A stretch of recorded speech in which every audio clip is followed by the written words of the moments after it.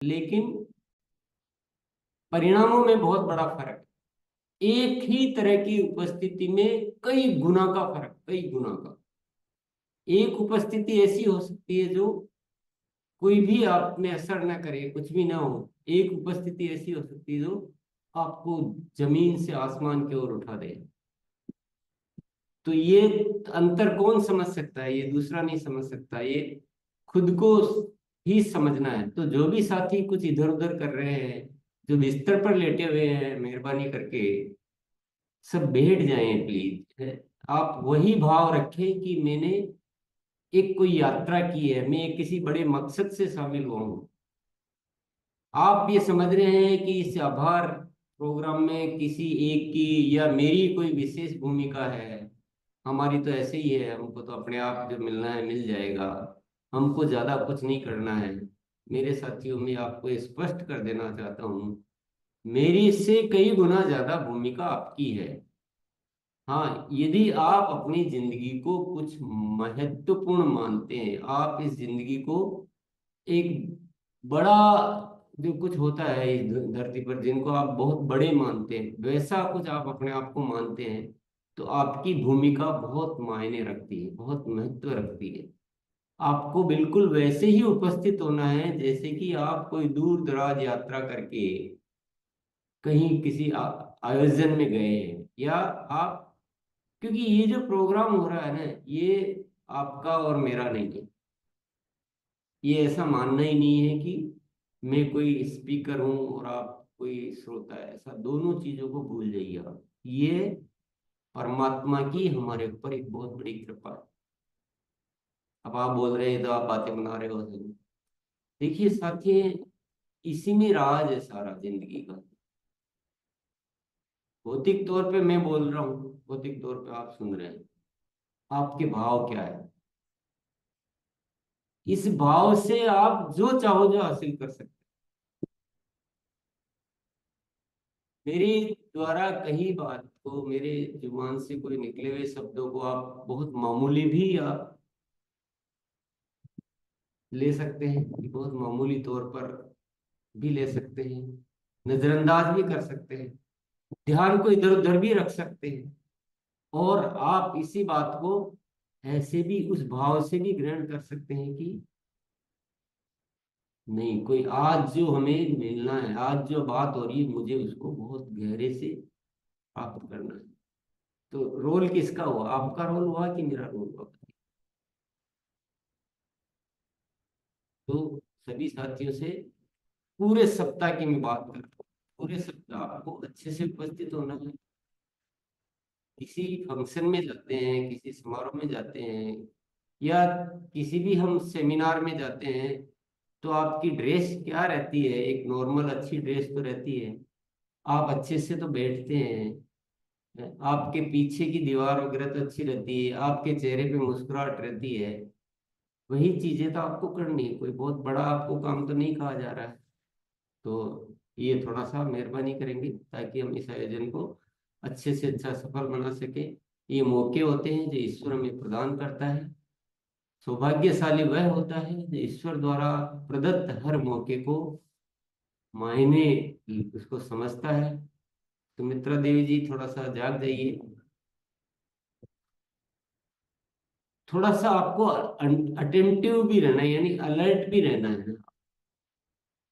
आप कभी कभी क्या ऐसी मुद्रा में बैठते हैं कि आपका होना और नहीं होना एक जैसा हो जाता है, तो वो नहीं करना। चलिए आगे बढ़ते हैं, थोड़ा सा बातचीत करते हैं। बातचीत करें उससे पहले मैं आपको एक चित्र दिखा देता हूँ।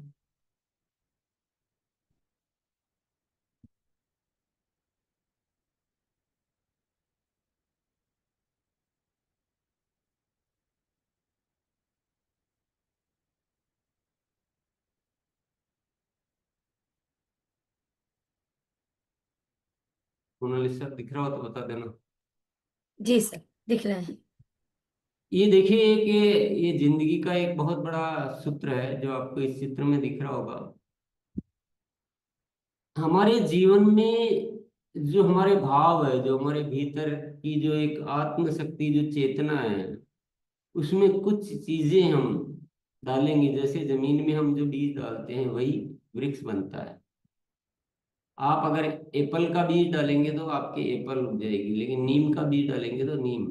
जमीन वही है, जमीन अलग नहीं है, पर उस बीज में ऐसी शक्ति होती है कि वो वैसे ही न्यूट्रिएंट्स खींच लेती है और वही चीज आपके बन जाती है।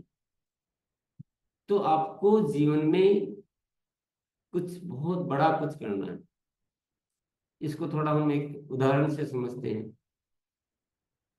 हम ऐसे बहुत महापुरुषों की कहानियां सुनते हैं जिन्होंने इतना बड़ा काम किया कि कभी भी ये इतिहास उसको भूल ही नहीं सकता। उदाहरण के लिए हम भगत सिंह की बात कर सकते हैं, शिवाजी, छत्रपति शिवाजी की बात कर सकते हैं, झांसी की रानी की बात कर सकते हैं, महाराणा प्रताप की बात कर सकते हैं। ऐसा एक दो चार नहीं है। सुभाष चंद्र बोस होंगे, स्वामी विवेकानंद होंगे, बहुत, न जाने कितने हैं, तो कुछ नाम मैं ले रहा हूँ। पर इनकी कहानियों में एक खास बात है जो हमको समझनी है। ये जो अपना भगत सिंह है, भगत सिंह की कहानी तो हम सब अच्छी तरह से जानते हैं। फांसी पे चढ़ते समय भी उसके चेहरे पे कोई तनाव नहीं था, कोई अफसोस नहीं था कि मैंने क्या कर दिया, या कोई डर नहीं था कि मुझे फांसी लगा दी जाएगी। और उनको अनेक यातनाएं दी गई, तो भी वो उस उन यातनाओं को सहते हुए भी बहुत हंसते मुस्कुराते और इनकलाब जिंदाबाद के नारे लगाते रहे। हम कर सकते हैं क्या?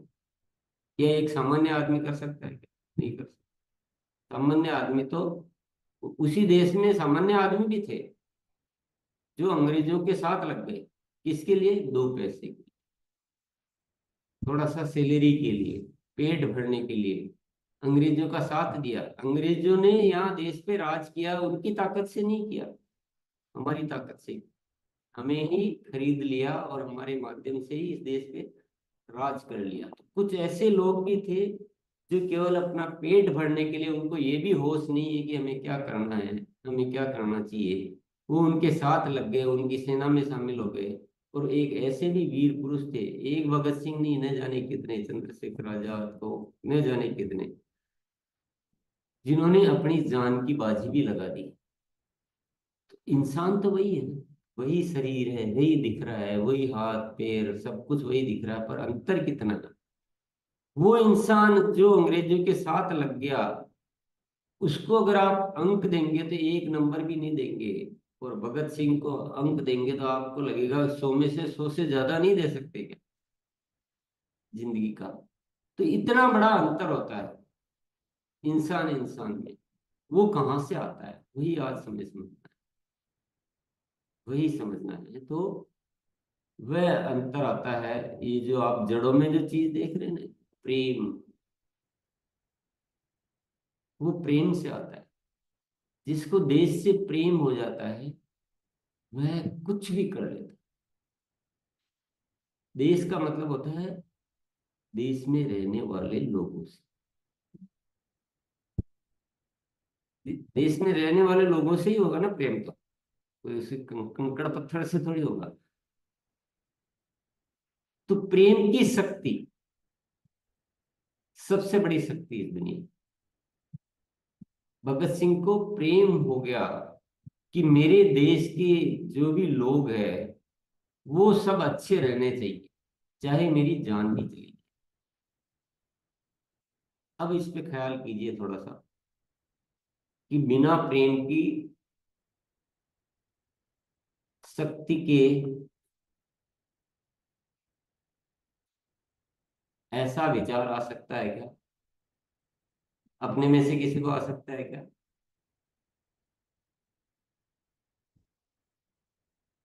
तो हम में ताकत है या प्रेम में ताकत है? जरा ख्याल कीजिए। भगत सिंह जैसा एक सामान्य इंसान कर सकता है क्या? अगर नहीं कर सकता तो भगत सिंह में ऐसा क्या था, कहाँ से आया, वो ताकत कहाँ मिलती है, वो प्रेम कैसे पैदा होता है, ये सवाल तो हम अपने आप से पूछेंगे ना।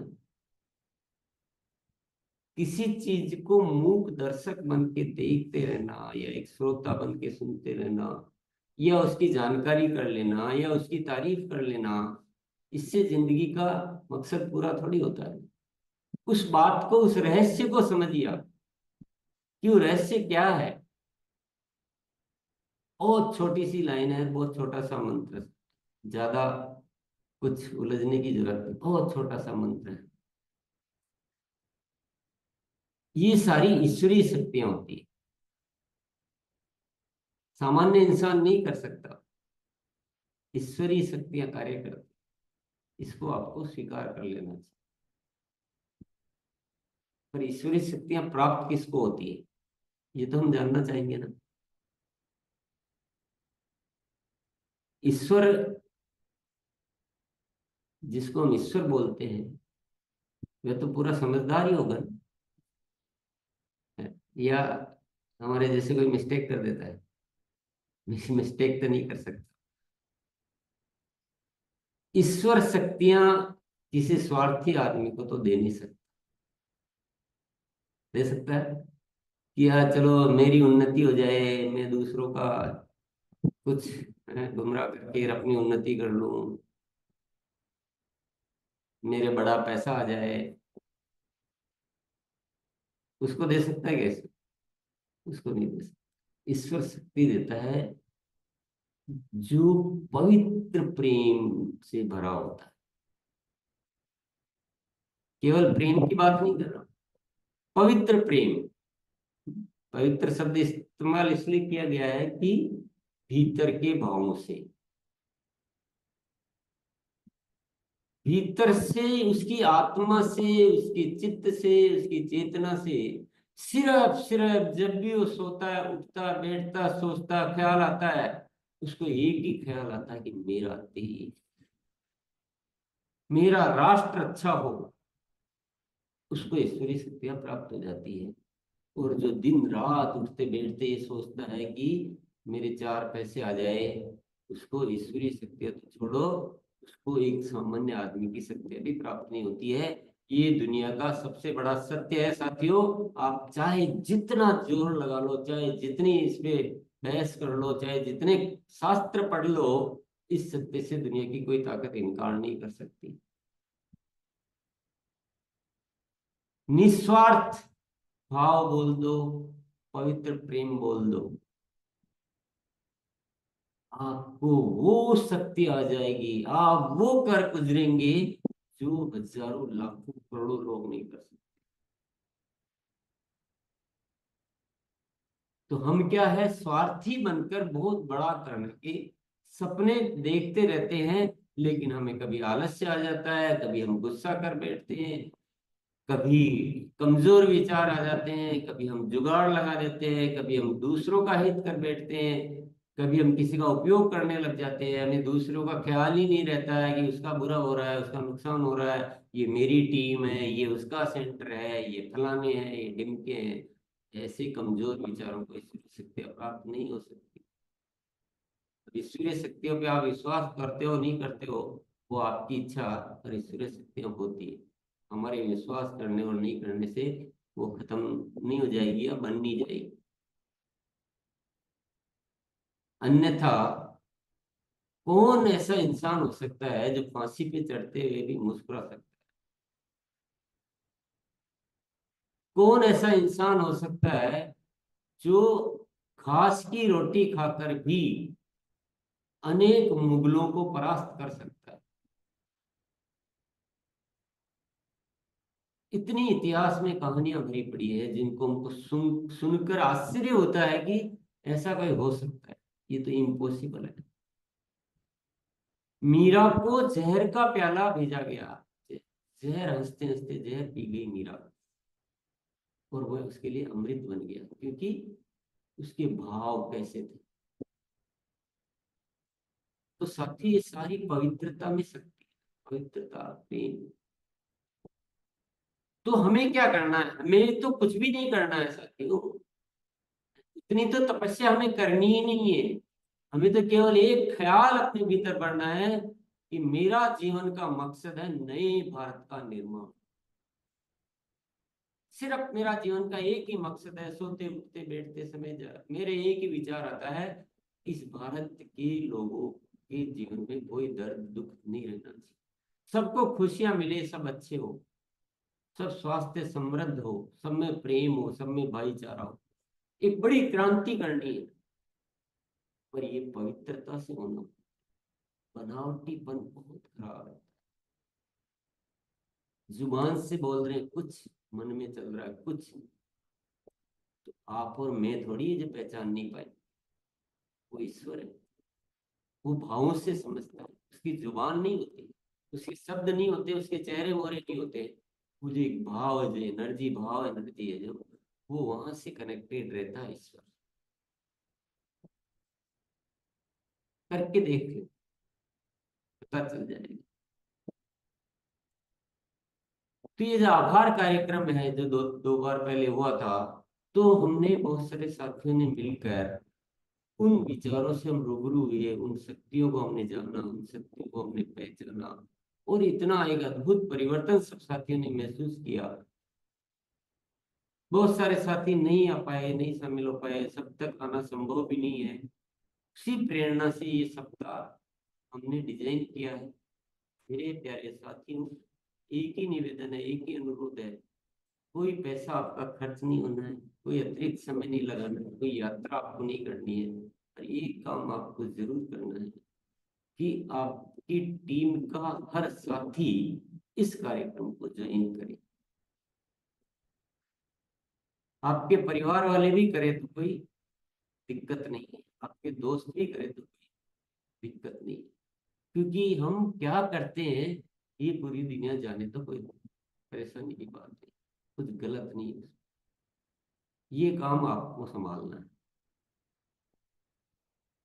और बात क्या होती है, क्या निकलेगी, मुझे पता नहीं है, लेकिन जो भी होगा वो ऊपर वाले की इच्छा से हो रहा है। तो हमें इतना ज्यादा क्या दिमाग, ज्यादा क्या चिंता, हमें तो केवल इस यात्रा में अपने भाव से शामिल होना है। ईश्वर कुछ न कुछ बड़ा करना चाहता है।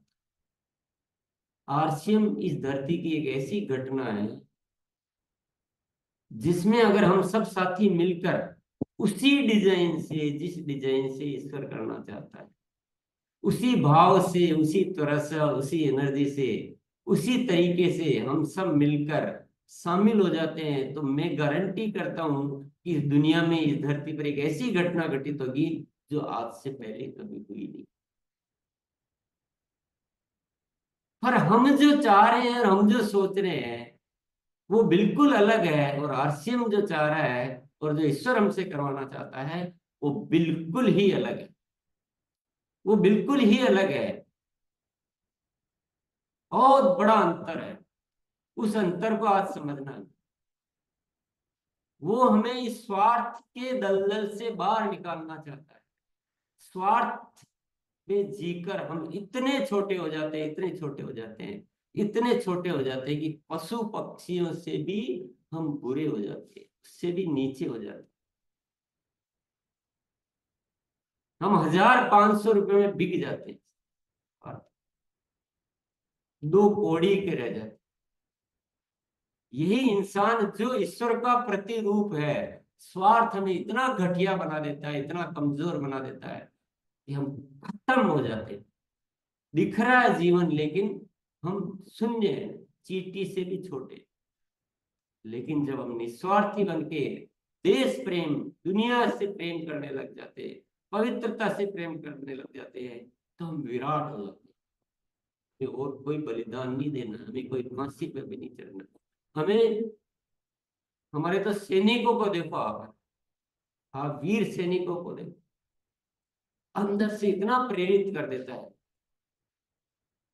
वो तो हंसते हंसते गोली खा लेते हैं। कोई पीछे मना कर देता है कि नहीं अभी तो कश्मीर में बहुत खतरा, मैं तो नहीं जाऊंगा ड्यूटी पर, बोले मुझे नौकरी से निकालो। कहता है क्या था? उस फाइटर जेट विमान में जाके ऊपर बिंदास होके उस जाके उड़ पड़ते हैं, आएंगे कि नहीं आएंगे पता नहीं, पीछे बच्चे है, पत्नी है, परिवार है, एक मिनट भी नहीं सोचते। उनका जीवन जीवन है, और हमारा जीवन क्या है? क्या हम बैंक गर्व कर सकते हैं हमारे जीवन? अगर नहीं कर सकते तो आज से हमें उस जीवन में वो रूपांतरण लाना है कि हम भी गर्व से कह सकते हैं कि हम भी इस देश के सिपाही से कम नहीं। हमारा जीवन भी मायने रखता है, मेरा होना इस धरती पर मायने रखता है, मैं कोई मामूली नहीं। एक बहुत बड़ा रूपांतरण लाना, स्वार्थ को बिल्कुल छोड़ दो, भूल जाओ। इस स्वार्थ की सोच की जरूरत ही हमें इसलिए पड़ रही है क्योंकि हमने प्रेम को पहचाना नहीं, हमने देश हित में काम नहीं किया। नहीं तो इतना कुछ सोचने की जरूरत नहीं है। और आरसीएम एक पहली ऐसी घटना है क्रांति की, जिसमें देखिए दुनिया में जितनी भी क्रांतियां हुई ना, उसमें कुछ न्यौछावर करना पड़ा, उसमें बलिदान करना पड़ा, उसमें मतलब जीवन के सारे सुखों को समर्पित करना पड़ा। आरसीएम पहली एक ऐसी क्रांति है जिसमें आप जितना देश प्रेम करेंगे उतना ही आप समृद्ध होते हैं। पहली क्रांति ऐसी दुनिया की, जितना देश प्रेम करेंगे उतना ही आप गर्व से जिएंगे, उतने ही सुखों से जिएंगे। ऐसा कभी हुआ नहीं है। आप उनकी कहानियां पढ़िए, पूरे घर बार छोड़ के और इतनी यातनाएं सह के और वीरों ने क्रांतियां की। ये पहली एक ऐसी क्रांति है जहां हम अपने घर में बैठ के, पर क्रांतिकारी की सोच तो रखिए। क्या घर छोड़ने से ही क्रांति आती है? आपको मौका मिल रहा है, आप अपने घर में बैठ के, पर उस कमजोरी को तो त्यागना पड़ेगा ना, उस स्वार्थ को तो त्यागना पड़ेगा। आपका आरसीएम तो हवा में उड़ेगा। जिस दिन हम निस्वार्थ हो जाएंगे ना, जिस दिन हर जिम्मेदारी को अपनी जिम्मेदारी मान लेंगे, हर सोच में आपको देश का निर्माण का भाव आ जाएगा, आरसीएम हवा में उड़ेगा। और विचारधारा एक होनी चाहिए पूरे देश की।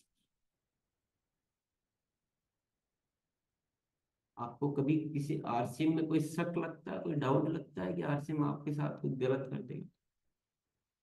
आपको मुझ पर कोई शक लगता है कि मैं आपको कुछ गलत सिखा दूंगा? मैं आपको कोई,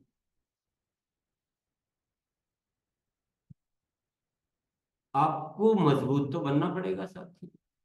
आपको कौन सी विचारधारा में जीना है, कौन सी विचारधारा में रहना है, ये आपको तय तो करना पड़ेगा।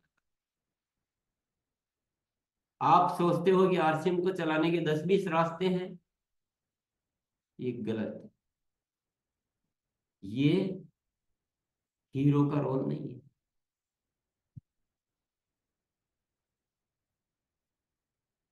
ऐसी विचारधाराएं नहीं रख, एक ही विचार। आपके सामने ईश्वर ने मौका दिया है, ये जीवन मिला है, ये जीवन भी चला जाएगा, ये मौका भी चला जाएगा, बचेगा सिर्फ और सिर्फ अफसोस। कौन कौन है जो अफसोस के साथ मरना चाहता? पूछिए अपने दिल से, अपनी आत्मा से, अपने जमीर से। अगर आप गर्व से मरना चाहते हैं कि ईश्वर भी आपको याद करता है, ईश्वर भी आपको चाहता है, इस तरह से जीना चाहते हैं, तो साथियों जो आरसीएम की सही विचारधारा है उसको समझना पड़ेगा। बुरा ना माने, एक सत्य है जो मुझे बताना बहुत जरूरी है, मैं नहीं कहना चाहता हूं पर मुझे बताना जरूरी है। आरसीएम में दो विचारधाराएं चलती हैं जो नहीं होनी चाहिए पर है, जो नहीं कहनी चाहिए पर कहना पड़ता है क्योंकि जगाना बहुत जरूरी है। एक विचारधारा है जो आपको बार बार स्वार्थ की ओर खींचती है, अपनी छोटी छोटी स्वार्थ पूर्तियों की ओर इशारा करती रहती है, लोगों का शोषण करना सिखाती है, लोगों का उपयोग करना सिखाती है। और एक दूसरी विचारधारा है जिसकी हम बात कर, विचारधारा को तो शुद्ध करना पड़ेगा, सही रास्ते पे आना पड़ेगा। अगर नहीं आएंगे, आज नहीं तो कल, जिस दिन हमको जाग जाएंगे, जिस दिन हमें समझ में आ जाएगा, उस दिन लगेगा अरे मैं मूर्ख क्या कर रहा था। और हो सकता है किसी को समझ में आए ही नहीं। मृत्यु के समय तो सब समझ में। इस धरती पर जितने भी स्वार्थी लोग हुए, जितने भी जो किए, मरते समय सबको समझ में आ जाता है कि अरे मैंने क्या। मौत के समय अफसोस आएगा अगर यार मेरे को आरसीएम के माध्यम से एक देश प्रेम का काम मिला था, तो मैंने क्या मूर्खता की है, अपने ही स्वार्थ में डूब के इस जिंदगी को बर्बाद कर। जरा मूल्यांकन कीजिए साथियों, ऐसे अवसर किसी को मिलते हैं क्या? हम सौभाग्यशाली हैं। कितने सौभाग्यशाली है कि बिना बलिदान दिए, बिना बॉर्डर पर जाए, बिना कोई अपना कुछ परिवार छोड़े, हमें एक इतनी बड़ी क्रांति करने का मौका मिला है। और ऐसे मौके के समय भी हम विभिन्न विभिन्न विचारधाराओं में डूबे रहे, उस सत्य के साथ नहीं जिए, उस सत्य को सुनना पसंद नहीं करे, उस सत्य को पहचाने नहीं। इससे तो गलत कुछ हो नहीं सकता। लोग पूछते हैं कि मेरा भाग्य कैसा है। लोग पूछने जाते हैं पंडित जी के पास कि मेरा भाग्य कैसा है। ईश्वर से पूछो, वो बताएगा कि तुम्हारा भाग्य कैसा है। ईश्वर कहता है कि तुम्हारे पास जो मौका आता है, उसको जो पहचान लेगा वो भाग्यवान है। और जो आए हुए मौके को जो नहीं पहचानता वह भाग्यहीन है। वहां क्या जा रहा है? अपने भीतर झांक। भाग्य लिखने वाला भी तू ही है और भाग्य बिगाड़ने वाला भी तू ही। तो मेरे प्यारे साथियों, अच्छे से आज पक्का कर लीजिए, आज ही। आज ही करना है, कल नहीं करना। अपना मार्ग सुनिश्चित कर लीजिए। जिन्होंने कर लिया है वो तो असर देख रहे हैं, दिखा रहे हैं। असर देख रहे हैं, दिखा रहे हैं। और जिन्होंने नहीं किया है वो तो अपना हाल खुद ही जानते हैं। लास्ट में जाके क्या कहते हैं वो, मैंने कोशिश की पर मुझसे हुआ नहीं। मेरे साथी मेरी बात नहीं मानते, मेरी कोई इज्जत नहीं करता। अरे इज्जत कोई मांगने से मिलती है? तुम्हारे साथी तुम्हारे से क्यों बात माने? तुम्हारे में कोई प्रेम ही नहीं दिखा, निस्वार्थ भाव ही नहीं दिखा, कोई क्रांतिकारी का वो ही नहीं दिखा है। दुनिया भर के आलस्य लेके, दुनिया भर की जुगाड़बाजी लेके, और तुम फील्ड में काम कर रहे हो। कौन तुम्हें इज्जत देगा? कौन तुम्हारी बात मानेगा? कौन तुम्हें सफलता देगा? कौन तुम्हारी ग्रोथ आएगी? और जब ऐसी घटनाएं होती तो फिर इंसान जुगाड़ सिखाता है कि लगातार ग्रोथ तो हो ही नहीं सकती, बोले संभव ही नहीं है। तो ऐसी कमजोर विचारधाराएं प्रदान कर दी जाती है। आप मुझे बताइए, निरंतर ग्रोथ असंभव घटना है क्या? निरंतर ग्रोथ असंभव घटना है क्या? निरंतर ग्रोथ बहुत आसान घटना, बहुत सहज। ये तो कुछ भी नहीं है। इससे तो बड़े हमें बहुत बड़े बड़े काम करते हैं। पर कमजोर विचारधारा, जो दूसरी विचारधारा में जीने वाले लोग आपको बार बार मिसगाइड करें, दिग्भ्रमित करने की कोशिश करें। आपको पावरफुल बनना है, आपको मजबूत बनना है, आपको जिंदगी का निर्णय आपको करना है अपना। दूसरा थोड़ी करेगा।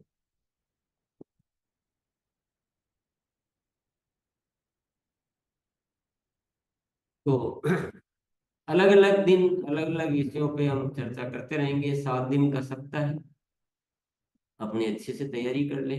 और भी जो साथी आज शामिल नहीं हो पाए, भूल गए, चूक गए, ध्यान नहीं है, या जिनको टाइम नहीं है, जो या बहुत सारे साथी इसको महत्वपूर्ण भी नहीं मानते हैं, तो मैंने कहा चलो अब सब रोज नहीं आ पाते तो कम से कम 7 दिन तो सबको लाया जा सकता है, बुलाया जा सकता है। हैं? इतना टाइम तो निकाला ही जा सकता है। तो इसलिए 7 दिन का स्पेशल वीक बनाया गया है।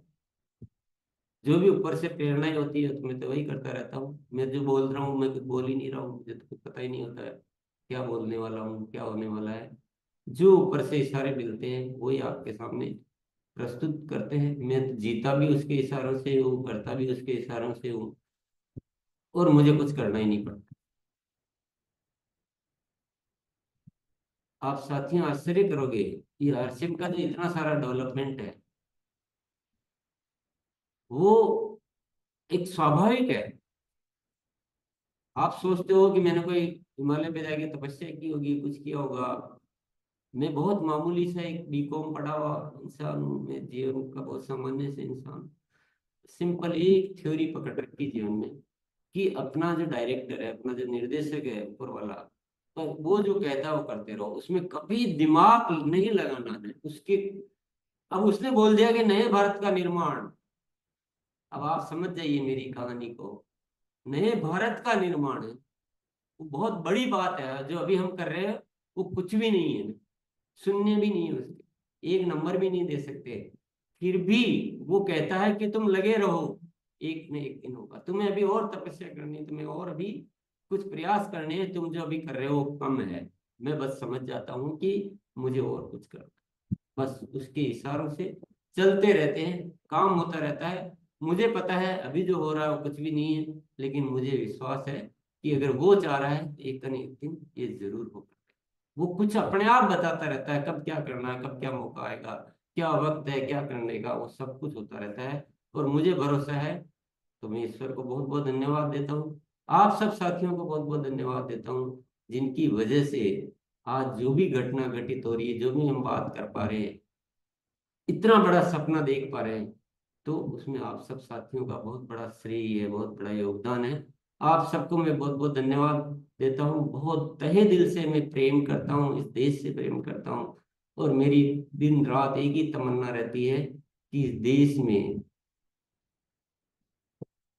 रहने वाला हर नागरिक बहुत खुशी से जीवन जी। दुख से जीने के लिए हम पैदा नहीं, हम सुख से जी। तो बहुत बहुत धन्यवाद आज के लिए। मैं अपनी बात को यहीं विराम दूंगा, क्योंकि हमारी जो परंपरा है कुछ साथियों से उस बात को फीडबैक लेना, उसको जरूर हम कायम रखेंगे। क्योंकि सिंगल मतलब एक पक्षीय वार्ता अपना यहाँ का प्रारूप नहीं है। तो हम चलते हैं, जो भी साथी व्यक्त करना चाहे अपने विचार वो कर सकते हैं। ये मोनालिसिस। जी, धन्यवाद सर। शुरू करते हैं और पहले बुलाते हैं आदरणीय श्याम सर। सर, स्वागत है सर, आइए प्लीज।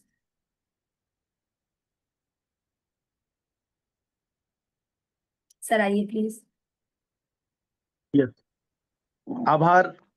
मैं इस 2 से लेकर 8 तारीख तक के 7 दिवसीय आभार कार्यक्रम के प्रति बहुत ज्यादा सेंसिटिव भी हूं, और मैं काफी ज्यादा उत्साही भी हूं, क्योंकि व्यक्तिगत तौर से मुझे भीलवाड़ा जाने का मौका मिला, सर के साथ फिजिकली 2 दिन समय बिताने का मौका मिला, और जो दिव्य प्रेरणाएं मुझे वहां मिली। मैं एक बात को आज यहाँ पे कहना चाहता हूँ कि उसने मेरी कार्यशैली को अलग लेवल पे ले वो मैं अलग लेवल पे जा पाया वहां की दिव्य प्रेरणाओं को लेकर। और मुझे ऐसा लग रहा है कि जो भी साथी वहां पे नहीं पहुंच पाया था, तो आज हमारे पास मौका है कि कल भी हमारा ये जो कार्यक्रम है, आज मैं अटेंड किया था सुबह, जब मैंने 6 बजे के आसपास मैंने ज्वाइन किया था, तो उस समय बहुत लिमिटेड साथी थे। तो मेरा एक ही निवेदन है कि हम इसको नॉर्मल जैसे हम गुरुकुल का प्रमोशन करते हैं उससे भी ज्यादा, और कम से कम 10 गुना ज्यादा हमें इसका प्रमोशन करना है। और अपना सभी स्क्रीनशॉट ले लीजिए, आपकी जो फोटो आ रही होगी आप उसकी स्क्रीनशॉट ले लीजिए और अपने सारे ग्रुपों में डालिए कि मैं आज आभार कार्यक्रम में था। और उसके अलावा आज हम एक जिम्मेदारी लें व्यक्तिगत तौर से कम से कम 25 लोगों को, नए यानी जो साथी आ रहे हैं उनके अलावा, मैं कम से कम 25 नए साथियों को फोन कॉल करूंगा कि कल से आप भी आभार कार्यक्रम में आए। तो ये सभी संकल्प ले सकते हैं। और इस कार्यक्रम का जो रूपांतरण होगा, जो अगला 7 दिन है, मैं आपको इस बात की जिम्मेदारी लेता हूं, मैं भी अपनी तरफ से जिम्मेदारी लेता हूं कि 7 दिन का ये जो कार्यक्रम होगा, ये हमारे जिंदगी के बेहतरीन 7 दिन होंगे, जो हमारे आने वाली पीढ़ियों को नई दिशा में, एक नई जिंदगी की तरफ में लेकर जाएंगे। पूरे भारत को एक दिशा में, नए भारत के निर्माण की दिशा में जाएंगे। तो बहुत इंपॉर्टेंट ये 7 दिन है। इस 7 दिन में हमारी टीम का एक भी साथी ना चुके। तो आज सभी संकल्प लें कि कम से कम 25 से ज्यादा नए फोन कॉल करें, और मैं भी करूंगा, मैं संकल्प लेता हूं। बहुत बहुत धन्यवाद।